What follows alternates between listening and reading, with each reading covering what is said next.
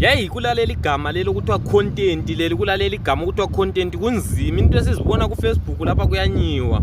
Yabona leli igama elithi content nale mali ye Facebook lesiyasimoshela abantu osisi bethu vele inhlonipho sibathatha baya flash etoilet. Yabona ispecial osisi bethu ngapha komthwakazi izinto abazibhala ku Facebook lapha zinzima kakhulu. Imali le yayo ku Facebook lesiyasimoshela osisi bethu sokunzima inhlonipho vele into abangaselayo. Phela osisi bethu ngafunga ukuthi sibili bonke abangama-former employees estudio lezi ezokushutela khona izinto lezi zabantu abadala lezi ya lapha kuthiwa ama-adult film studios lawo.